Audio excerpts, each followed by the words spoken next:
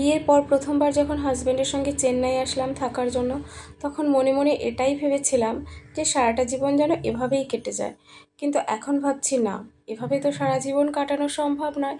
কারণ সেই একঘেয়েমি লাইফ, ঘরের মধ্যে বন্দি, হাজব্যান্ডও ডিউটি যায়, ডিউটি থেকে বাড়ি আসে, একটুও ভালো লাগে না। তো সারাদিনের এই একঘেয়েমি লাইফে মাঝে সাঝে যখন হাজব্যান্ডের অফিস ছুটি থাকে, আমরা একটু কোথাও ঘুরতে বেরিয়ে পড়ি। তো সেদিন গিয়েছিলাম ওর একটা বন্ধু বাড়ি।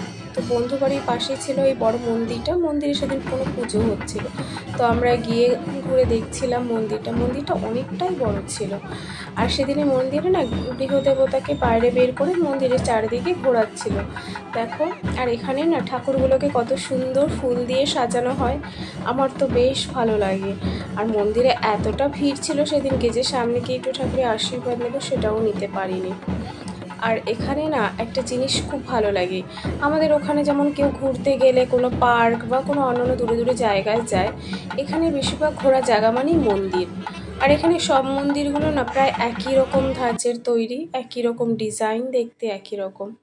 দেখো মন্দিরের ভেতরে কত সুন্দর ছোট ছোট ঠাকুর পাথর দিয়ে কেটে বানিয়েছে। আর প্রত্যেকটা ঠাকুরকে দেখো বস্ত্র দিয়ে ঢেকে রেখেছে, সামনে প্রদীপ জ্বালিয়েছে, মাথায় ফুল দিয়ে রেখেছে। তারপর আমরা মন্দিরটা ঘুরে দুজনে মিলে বাড়ি চলে এসেছিলাম। ভিডিওটি কেমন লাগলো জানিও সবাই।